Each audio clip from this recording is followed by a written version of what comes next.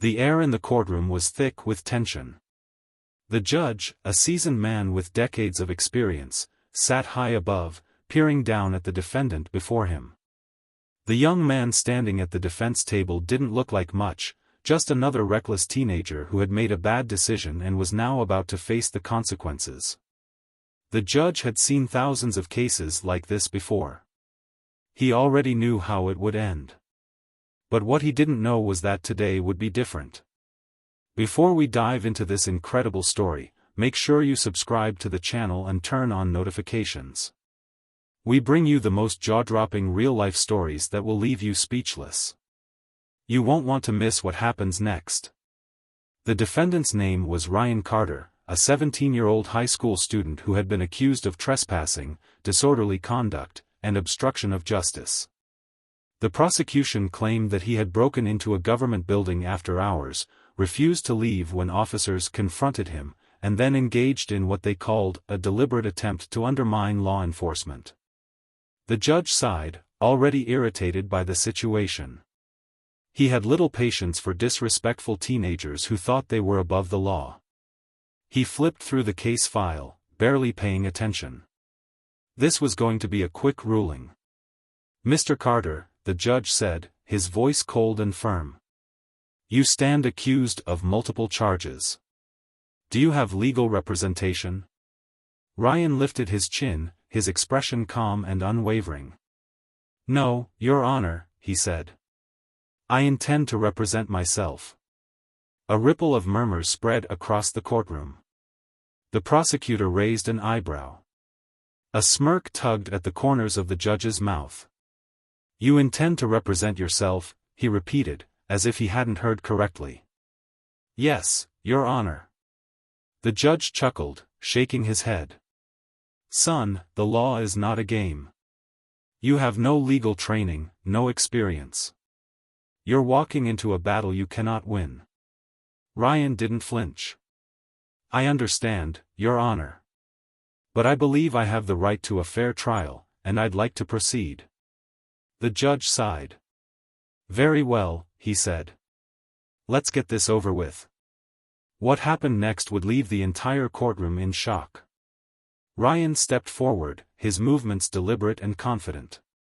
As soon as he began to speak, his tone changed, no longer that of a nervous teenager, but of someone who understood exactly what he was doing. He started by challenging the prosecution's claims, meticulously breaking down their arguments, one by one.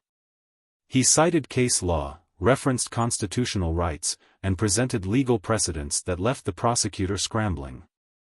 At first, the judge wasn't taking him seriously. But then he started listening, really listening. Ryan pointed out inconsistencies in the police report, questioning discrepancies in the timestamps and conflicting witness statements. He referenced Miranda versus Arizona, arguing that his rights had not been properly explained upon his arrest.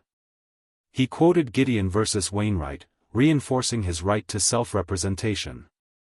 His words weren't empty arguments, they were precise, calculated, and legally sound. The prosecutor, a seasoned attorney with years of courtroom experience, quickly realized she had made a mistake, she had underestimated him. She tried to push back, throwing objections at him, but Ryan was always one step ahead. "Objection, Your Honor," she snapped. "The defendant is misinterpreting legal precedent." Ryan turned to the judge. "With all due respect, Your Honor, I am quoting directly from the Supreme Court ruling. If the prosecution disagrees, I'd be happy to provide further case law to clarify my position." The judge leaned forward. This wasn't normal. Teenagers didn't talk like this. Lawyers didn't argue like this unless they had been practicing for years. He studied Ryan carefully. As Ryan continued, he revealed something shocking: the police report contained a major clerical error. The warrant used to detain him had been filed incorrectly, rendering it potentially invalid. If proven true, this mistake could undermine the entire case. The prosecutor's face turned pale. She knew what this meant. The judge interlocked his fingers, his expression unreadable. "Mr. Carter, he said slowly, where exactly did you learn all of this? Ryan hesitated before answering. I've been studying law since I was 13, Your Honor. Every case I could find, every legal textbook I could get my hands on, I memorized court procedures, constitutional rights, criminal codes. I never planned to use it like this, but, here we are. The judge exhaled, glancing between Ryan and the prosecutor. Then, after a long pause, he made his decision. In light of the arguments presented and the inconsistencies in the prosecution's case, I find myself compelled to dismiss the charges against Mr. Carter. The courtroom fell silent. The prosecutor's jaw tightened, but she knew she had lost. Ryan, a self-taught 17-year-old, had just won his case against an experienced legal professional. As Ryan turned to leave, the judge called after him. Mr. Carter, have you ever considered law school? Ryan smiled. Every single day, Your Honor. The judge nodded.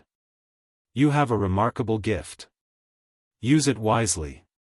As Ryan walked out of the courtroom, the murmurs of disbelief continued behind him. What had started as a routine case had turned into something extraordinary. A legal prodigy had just been discovered in the most unexpected way. Stories like this remind us that talent and intelligence can come from the most unlikely places. What do you think? Could Ryan become one of the greatest legal minds of the future? Let us know your thoughts in the comments below. And if you found this story as unbelievable as we did, make sure to hit that like button and subscribe to the channel. We bring you the most incredible real-life stories that you won't find anywhere else. Don't forget to turn on notifications so you never miss an update. We'll see you in the next one.